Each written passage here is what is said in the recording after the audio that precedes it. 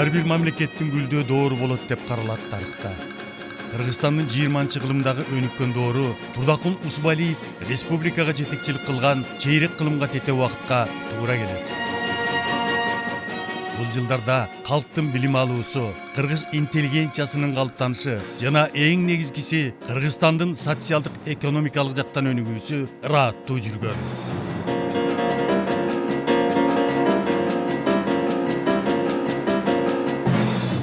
Турдакун Усубалиевич каныккан партиялык ишмер эле. Бул түшүнүккө эл жерине ак кызмат өтөгөн, элдин келечегин ойлогон абийирдүү адам деген мазмун кирет. Өз өстүргөн кадрлардан да ошону талап кылган. Кадыресе жөнөкөй, сыпайы, ошону менен бирге талапты катуу койгон жетекчи катары таанылган. Ал жашоосунда түз жүргөн партиянын идеяларына берилген адам болгон.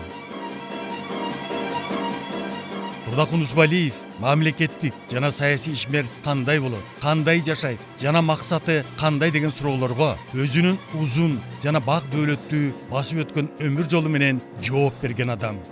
Ошондуктан бул даанышман адамды биз улуттун сыймыгы катары кабыл алабыз. 1961-жылдын 9 майы Фрунзе шаары Кыргызстан Коммунисттик партиясынын борбордук комитетинин пленумунун Жолдош Турдакун Усубалиев жөнүндөгү токтому. Жолдош Турдакун Усубалиев Кыргызстан КПБКнын биринчи секретарлыгына шайлансын. Кыргызстан КПБКнын секретары Гаврилов. Республиканын экономикасын көтөрүү үчүн кубаттуу электр энергиясын иштеп чыккан кездер керек эле.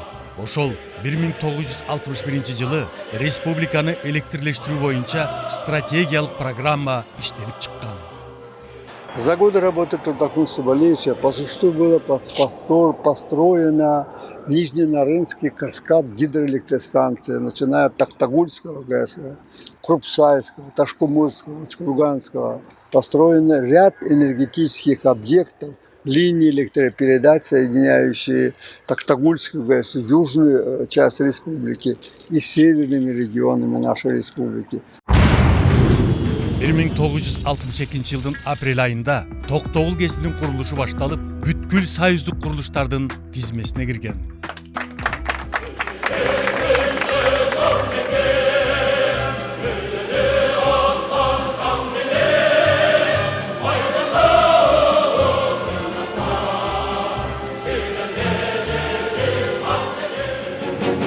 Токтогул ГЭСине удаа эле Ат башы, Күрксай ГЭСтеринин курулушу башталып, 7-8 жыл аралыгында бүтүндөй республикада электр энергиясына өндүрүштүк зарылчылык жоюлган.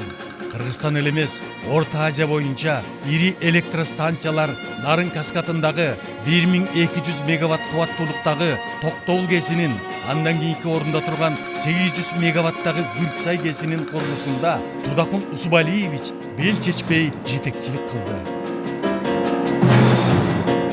Алардан башка Нарын каскадында курулган Таш көмүр, Шамалдысай ГЭСтери да калкыбыздын керегине жарап келет.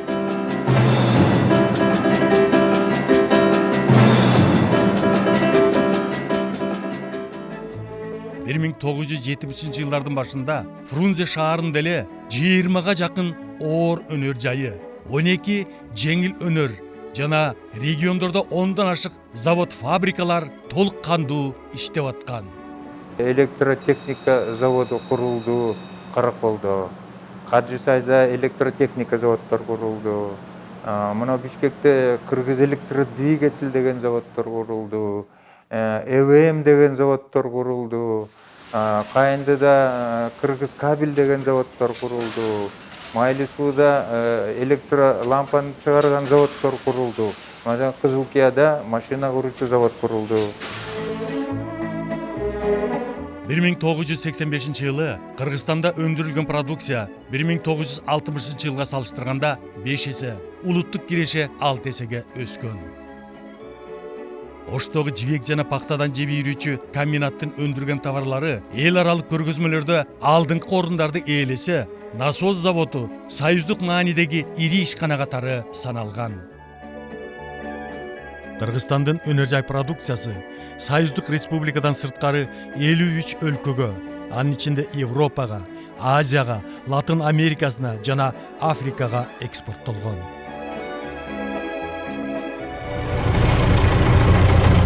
Кыргызстандын дагы бир артыкчылыгы тоо кен байлыгы мол эле. Турдакун Усубалиевич был основным, по существу основным идеологом развития золотодобывающей промышленности.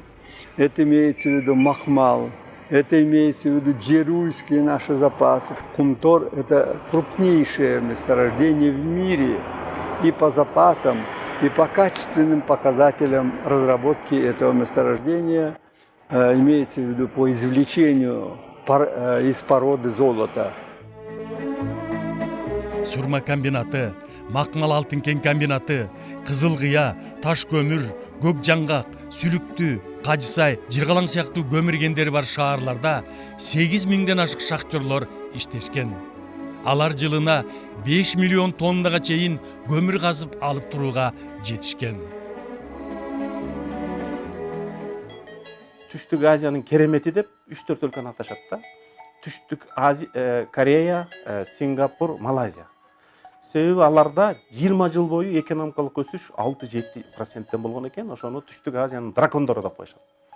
Ага салыштырмалуу Турдаган Усубалиевич биринчи секретарь болуп келгенден кеткенге чейинки Кыргызстанда экономиканын өсүрүшү эң төмөн өсүш 4,5%, эң жогорку өсүш 10% кеткен экен. Ошондо орточо өсүш 7-8% түшкөн. Түштүк Кореяга салыштырмалуу ошол экономиканын керемети бир учурда Турдакун Усубалиевич бизди жетектеп турган учур болгон да. Турдакун Усубалиев мекенчил инсан болгон. Кыргыз жергесинин, анын бүтүндүгү менен биримдигин сактоону эч качан эсинен чыгарбаган. Соңкөлдөн чаткалдан айрылып кала жаздык да. Муну жасап аткан кошурлар да. Булар да ушул өзүнчө бир китке айланып алышкан да. Тиги дагы, бу дагы өкөтөң. Бирөө член политбюро, бирөө кандидат член байыр.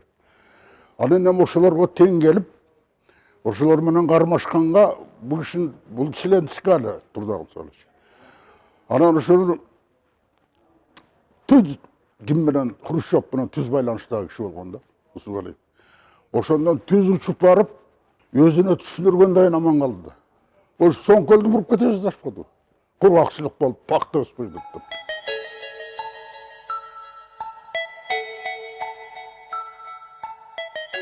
Өзбектер суу сактагыч курабыз деп 5 жыл кармаштык.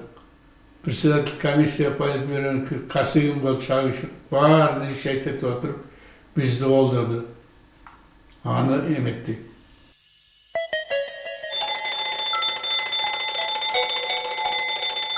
Алло, Да-да, товарищ Турдакун Усубалиевич. да-да-да.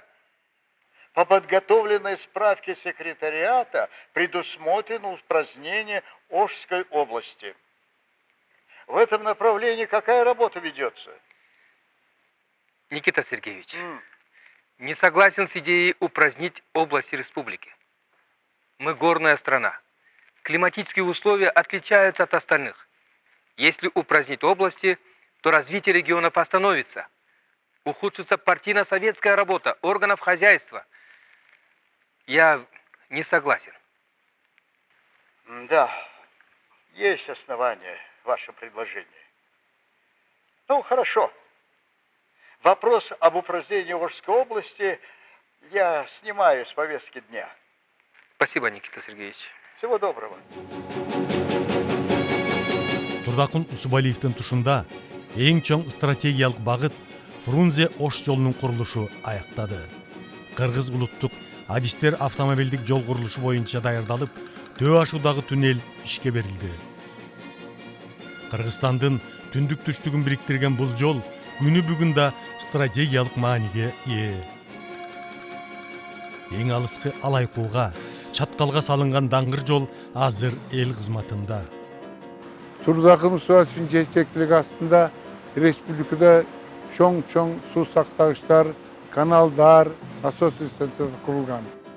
Кыргызстандын төгөрөгүн төп кыдырып чыккан жетекчи суу жетпеген кайрак талааларды, ошондой эле суу баскан шалбааларды көрүп жүрчү. Буларды иштете турган илимий жана практикалык негизди адистерден талап кылды.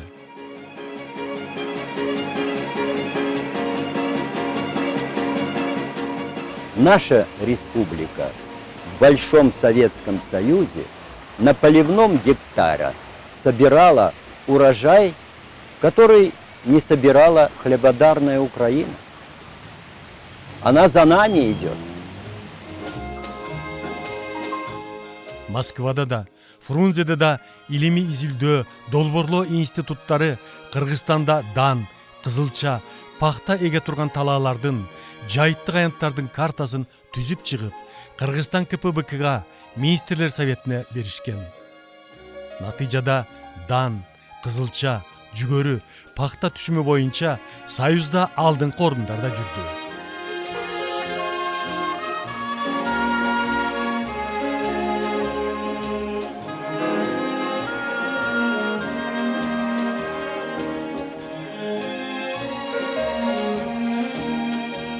Bir учурда сабагынан кендиржип иштетилет чүй өрөөнүнө кара куурайдын ургу себилип, медициналык зарылчылык катары Ысык көл областына апийим өстүрүлгөн. Турдакун Усубалиев мына ошол кара куурай менен апийимдин өндүрүлүшүн токтотуп, калкты чоң кырсыктан алып калган. Берметибиз Ысык көлдү бүткүл Союздун ден соолукту чыңдоочу борборуна айлантты.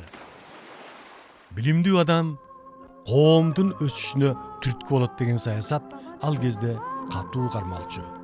Милдеттүү түрдө орто билим алуу, жогорку окуу жайын бүткөндөргө жеңилдиктер берүү жана жаш муундардын алдыга умтулуусуна шарт түзүлгөн.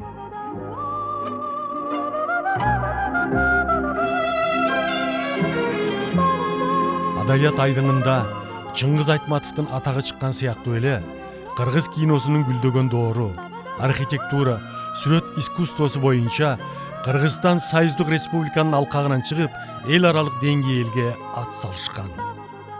Наше кино достигло небывалых высот, завоевало прочный международный авторитет, стало самым любимым искусством миллионов советских людей.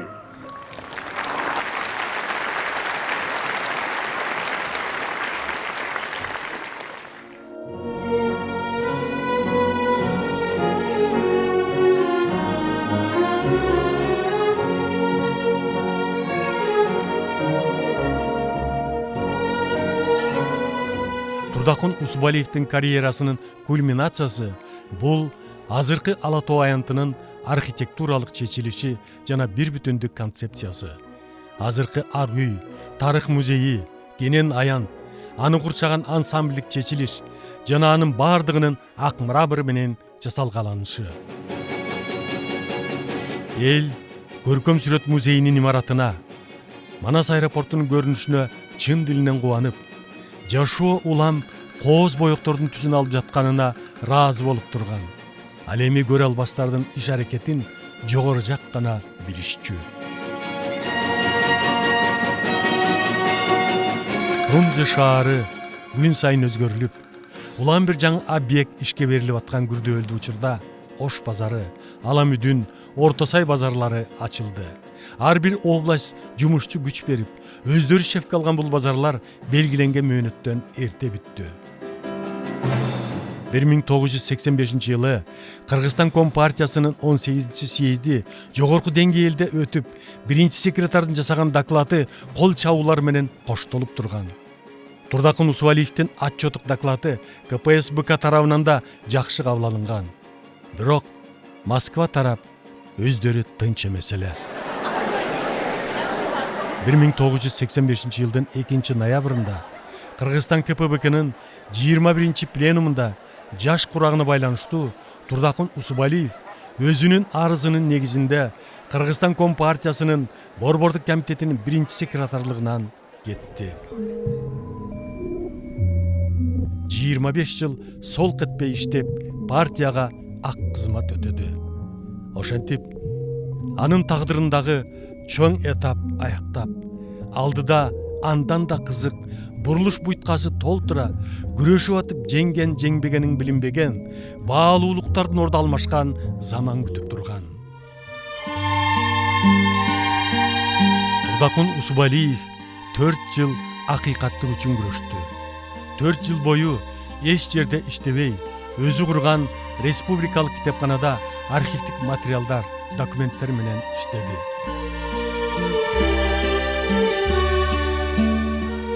1989 жылы Турдакын Усубалиев Нарын областындагы Куланак шайлоо округунан Жогорку Советке депутат болуп шайланды.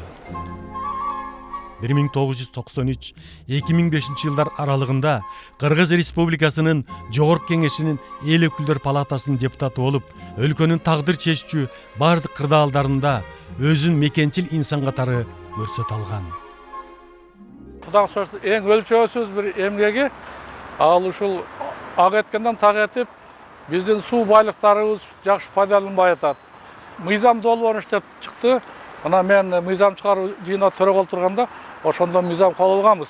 Анан Турдакын Советинин дагы бир чоң эмгеги мына эстер убагында бизден Кажы Сай бул жагы Кара Балта, түштүктө Майлы суу, анын ар жагы Кадам жайда уран калдыктарынан көп биздин элибиз үчүн, жерибиз үчүн коңшу турган Өзбекстан, Казакстан үчүн дагы абдан зыян абдан көп.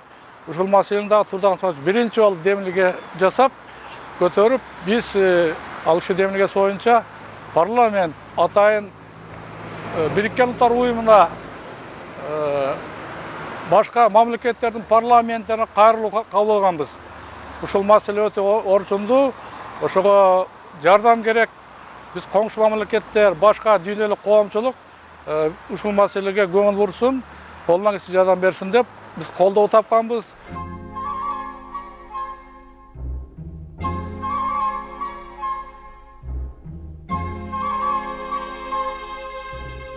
Быйыл ушул Турдакын Усубалиевдин 100 жылдыгын белгилеп аткан кезде, эгер мындай тарых баракчаларын барактасак, мына Турциядагы Ататүрк, Азербайжанда Алиев, Америкадагы Рузвельт, Франциядагы Де Голль, Германиядагы Аденауэр сыяктуу адамдардын катарына биз ошондой сыймыктанып, ошондой даңазалап алышыбыз керек.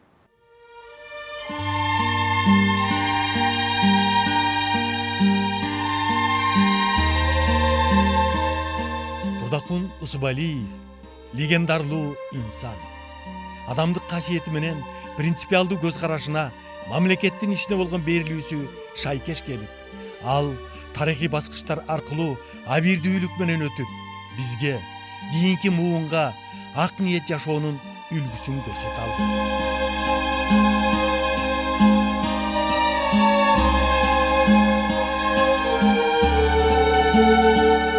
Анын даанышмандыгынын сыры мына ушундадыр. Анын түбөлүктүүлүгүнүн күчү да мына ушундадыр.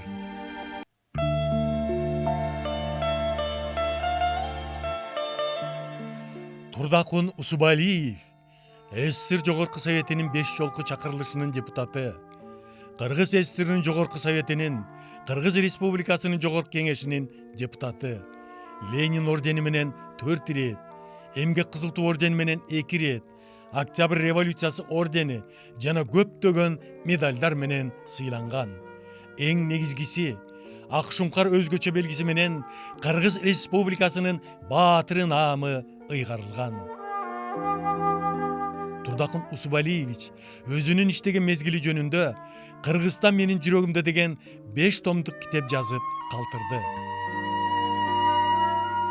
Ошондой эле Кыргыз Түрк Манас университетинин ардактуу доктору наамына ээ болду.